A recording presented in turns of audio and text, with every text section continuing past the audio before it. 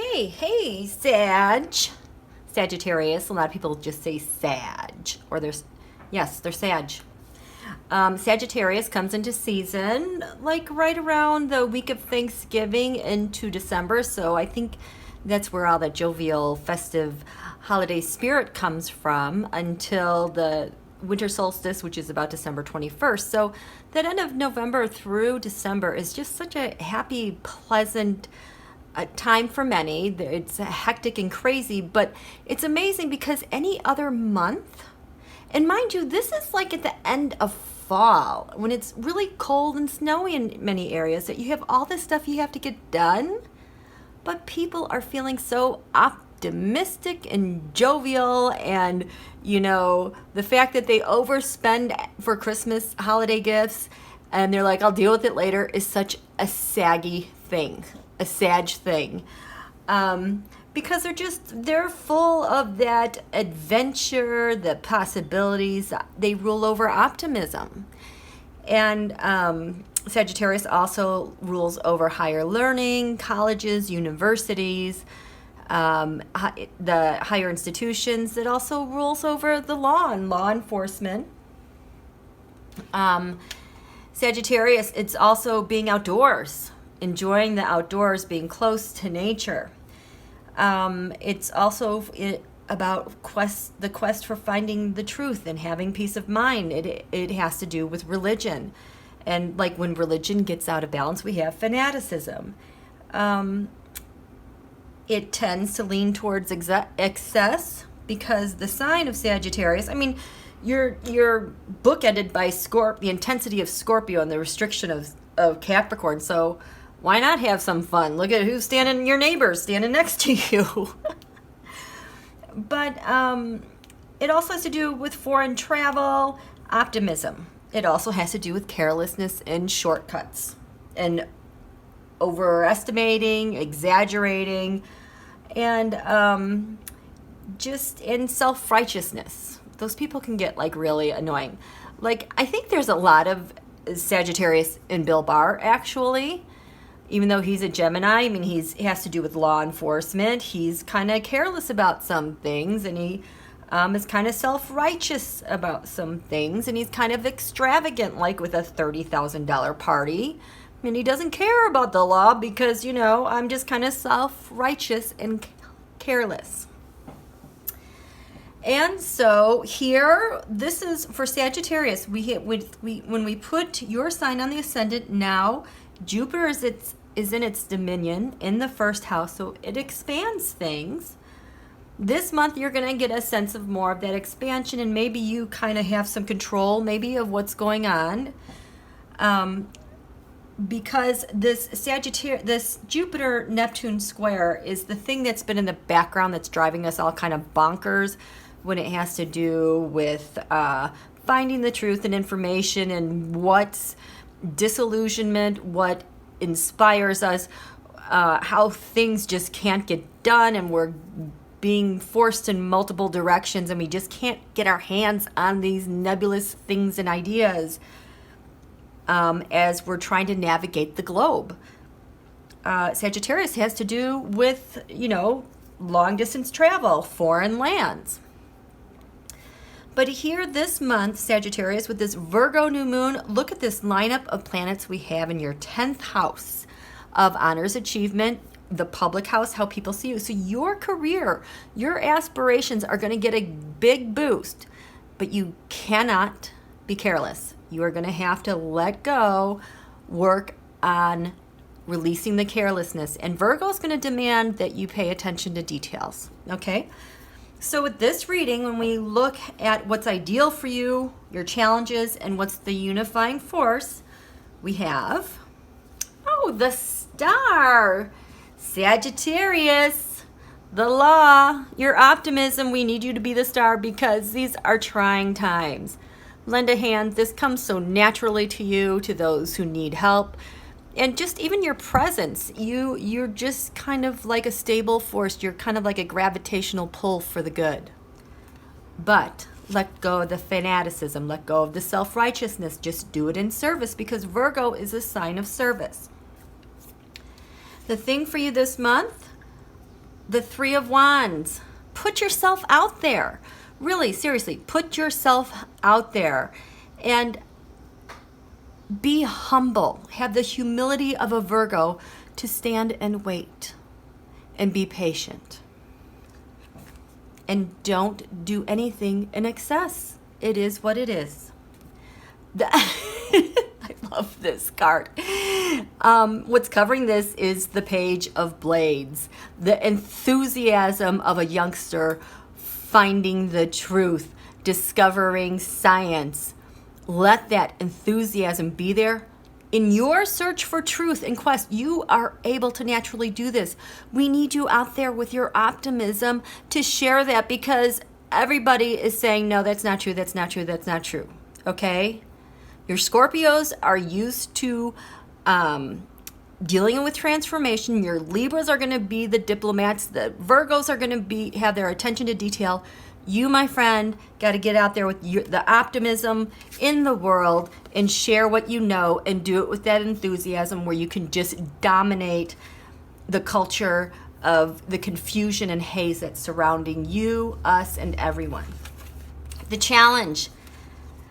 Here's your judgment: being self-righteous, being arrogant, cutting corners, not being responsible. This is going to bite you in the butt so hard if you don't get a grip on this, okay? Because we're all swimming through this. We need you to be a little bit more conscious about how these judgments evolve. Really look at your own sense of self-righteousness. I mean, you think it's just something you're kind of born with your optimism, but there's more beneath that. That needs to be examined. And what is over that? The Queen of Pentacles. Those with the resources. Those who utilize their resources wisely. I believe the Queen of Pentacles, I think that is Capricorn. So look at, you have Saturn and Pluto in Capricorn here in this chart in the second house of income. There may be a woman in your life that you need to be patient and listen to and learn. And do not be judgmental, okay? The unifying force then for you, working with these two issues,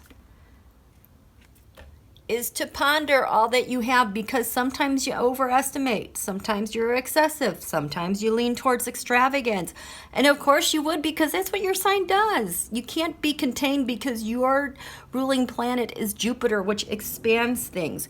But you can rein in your mind and your thoughts and assess realistically what's going on, because as we barrel down to January with the Saturn-Pluto conjunction, you're going to have to take stock. And if you don't take stock and you aren't realistic, it's going to be crushing to your income and your gains and what you're trying to establish for the long term. Okay? So go out there with your optimism and fact and science. Let go of that harsh judgment. Listen to those who know about value and money and investing for long term, and contemplate that. That's going to make such a huge difference with your career this month, okay? And lend a hand. There are so many that need your optimism and who can hang on to a bit of faith. A little bit goes farther than you would ever realize. Okay, I'm going to lay out the Tarotstrology now. Okay, Sag, here we go. Here's the fun part. So, the card on the Ascendant is like the card of the reading. Temperance. You're going to be blending and integrating. We're not going to go to extremes in ideas, and extremes in the truth, extremes in excess, extremes in taking shortcuts, and extremes in... No. You're going to fine-tune your balance, and it will take you so far. And you need to stick with something. Don't do the shortcuts. Stick through it. Plow through that with the detail you need. It is going to take you so far. So we have the Sun and Moon in your 10th house in the 10th house, honors and achievement for this new moon, and you have, an agreement. Work on your public agreements that people can see. Oftentimes, Sagittarius, because they have so much energy, and they have so much optimism. They just kind of take things over. No, you are going to have to release that. Temperance, blending, agreements, and being equal on that. Drop the self-righteousness. In the first house, you have putting an idea out there. Really putting it out there with humility, with respect. And letting yourself just kind of release the control over it and letting yourself be vulnerable with what you're putting out there. You'll be fine. Whoops, I think I'm missing another card here again.